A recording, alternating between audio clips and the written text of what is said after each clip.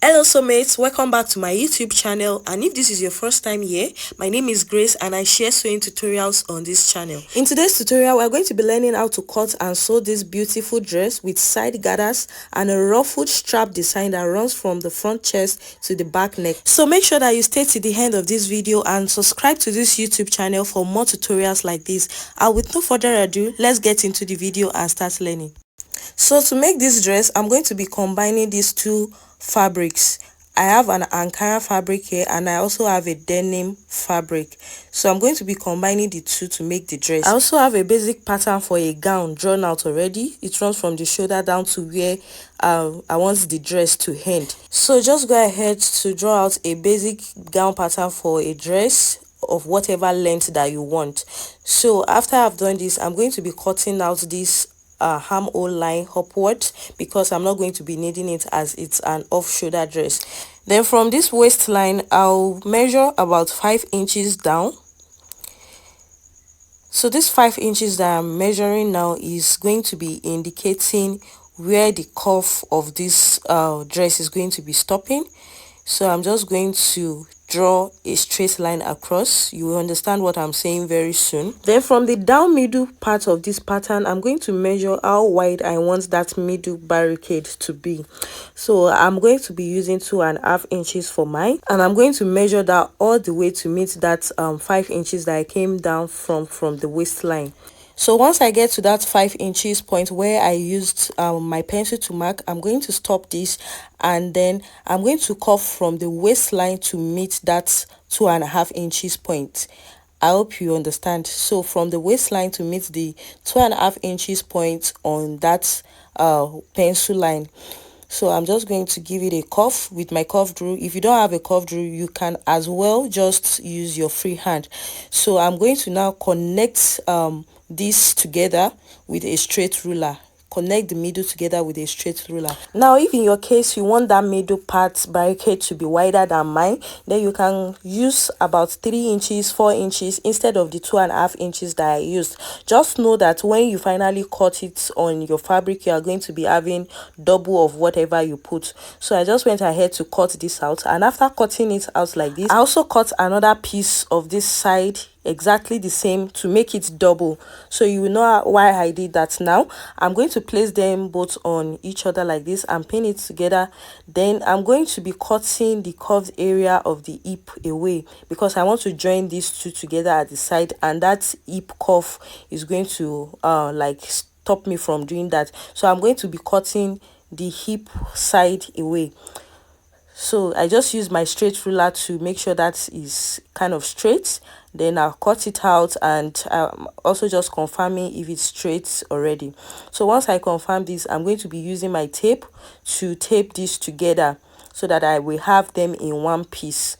This is just so that I can easily slash and spread this to get our gathered design at the end of the day. So after taping them together, this is what I have. And before I go ahead to slash and spread this, I'm going to be notching that side, that parts of where I use the pencil to draw. It is very important. So I'm going to notch it like this on this side, and I'm also going to fold the other side too and notch it because that's where our gathers is going to be stopping. You will soon understand this. Then with my ruler, I'm going to draw straight line across this particular pattern in order to separate it and slash it. So with no specific measurements, I'm just creating lines around it, about 5, and I'm going to label that 1 2 3 4 5, and I'll cut them out as you can see me doing it now. So this method is referred to as the slash and spread method. So when we splash it like this, we are going to be spreading it on another piece of pattern or fabric. Now to cut out the front part of this dress, I already pinned the pattern to the fabric and I added allowance to the side. I added 1 inch to the side. At the curved part, I added half an inch, and also to the downside I added 1 inch. So after cutting this out, I'm going to go ahead and notch that part, that 5 inches we came down from the waistline, I'm going to notch it. Then to cut the back, I also placed the front on another piece of pattern like this together with the pattern paper, and I made sure that I have zip allowance of 1.5 inches. Then on the waistline, I will come in by half an inch in order to eliminate the zippers bulge, and I'm just going to connect that to the top like this, and also use my curved rule like this to just connect it down. So you can also use your free hand to do this. And after I'm done doing that, every other thing is going to be the same with the front. So that was why I just placed the front on it directly to cut this out. So I'm just going to go ahead and trace this off all the way around. Then we have both the front and back piece. So I'm just going to be separating the back and also cutting out that zipper bulge area that I just eliminated earlier, as you can see. So the fabric for the front and back is ready, and you can also go ahead to notch that part that I notched in front on the back part of the jean. So the next thing now is to spread this slashed pattern on the Ankara. So I have the Ankara folded into two here, and I'm just going to be pinning it down from number 1. Then I'll give it a space of about 4.5 inches or 5 inches. Then I'm going to place the number 2 pattern also, and I'll also repeat the same process for number 3, number 4, and number 5. So you just take your time to do this and make sure that it aligns on both the top and the down, and the intervals you are giving it to has to like be the same when you are pinning it down. So after pinning it down all the way around, I'm just going to grab my chalk like this. Then I'm going to draw the pattern all the way around again, just to know where I'll be cutting out. So I'm just going to grab my scissors and cut this out all the way around. So how much intervals you are giving to this while cutting depends on how full you want your gathers at the side to be. So I'm notching it at the middle point, and I will also notch those sides of the pencil line. I hope you remember. So after that, I'll go ahead to work on the jean part of the fabric again, and I'm going to be cutting out a facing for the upper parts of this front like this. So I'm just placing it on another piece of jean, and I'm going to be cutting out a straight facing, just like how the top part is also straight. So I'm just cutting out a facing that is about 2.5 inches or 3 inches wide, and I'm going to be using this to turn that part of the dress over. But before I turn it, I'm going to work on this strap that is going to be in front. So I have a very long piece of strip here which measures 5 inches wide and about 40 inches long. You can make it longer than this or not. So I'm going to fold it right sides facing each other like this, and I will sew this long part by half an inch. I'll sew it all the way and turn it over. So after turning it, this is what I have.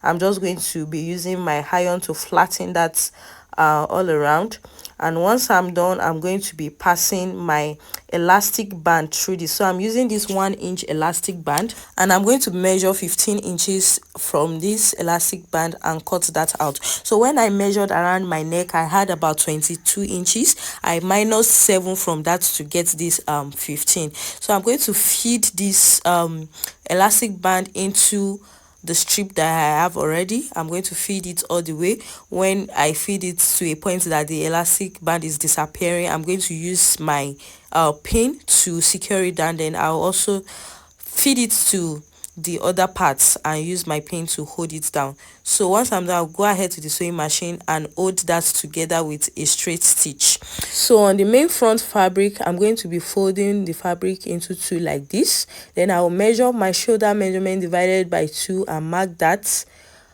on both sides. So I have 16 inches apart now, and I'm going to be placing this strip like this. I'm pinning it down on one side, then I'll cross it over to the other side like this and also pin it down. So I'm pinning it right beside the mark that I did now. Then I will now place this facing that I cut earlier to match it up, right sides facing each other like this, and I'll pin it all over. So when I'm done pinning, I'll go ahead to the sewing machine and use half an inch to sew this all the way around, and we have something like this. So I'll head ahead to the sewing machine now and sew this all the way way around. So after sewing, this is what I have. I'll go ahead and notch this so that it sits flatly at the end of the day. So just go ahead and notch it all the way around, and I will also go back to the sewing machine and give this a top stitch from the wrong side, and make sure the top stitch is towards the facing side, not the main fabric. I hope you get that. So for the back, I'm going to be using my bias tape to turn over the neckline of the back. And after doing that, this is what I have. And the next thing now is to place my zipper. So I'm going to be using this zip. I'll go ahead and sew it to the back, just like the way we fix our zipper normally. So after fixing the zipper, this is what I have. And now it's time to join both the front and the back together. So I'm going to place them right sides facing each other like this. So I'm just going to align them together, make sure that they stay together, the notched area and also the sides, make sure that everything is aligning. Then I'll go ahead to the sewing machine and sew with my measurements at the side. After sewing and turning it over, this is what I have. So can you see that this is already coming to shape?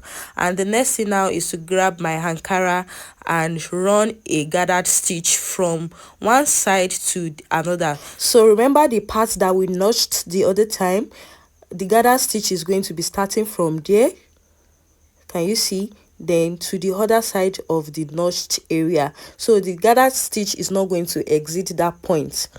And after I was done gathering it, this is what I have. I used my needle and thread to gather it. I usually prefer using my needle and thread. So I'm going to grab this now, and also remember we notched the midpoint. Then the midpoint is going to align with the side of the dress like this. Then the part that is notched where the gathers is stopping is going to also align with the notched part that we came down by on the waist by 5 inches. I hope you remember that.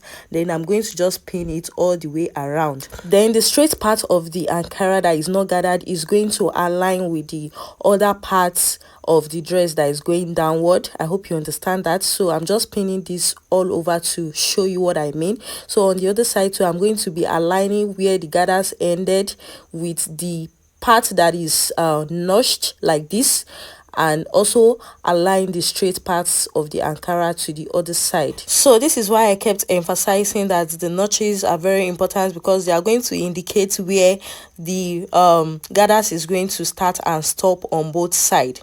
So when I finish joining it, I'm going to have something like this. I'm going to sew it with 1/2 inch all the way around, and I will also do the same thing to the other side of the dress. So after I was done joining it, this is what I have. So can you see how beautiful this is? The only thing that is left now is just to hem the down part of this dress, and it's ready. So if you found this tutorial helpful so far and you've not given it a thumbs up, do so now. Drop a comment and also subscribe to this YouTube channel. Don't also forget to turn on your notification bell so that you'll be the first to be notified whenever I drop helpful tutorials like this. And thank you for watching till I see you in my next tutorial. Bye.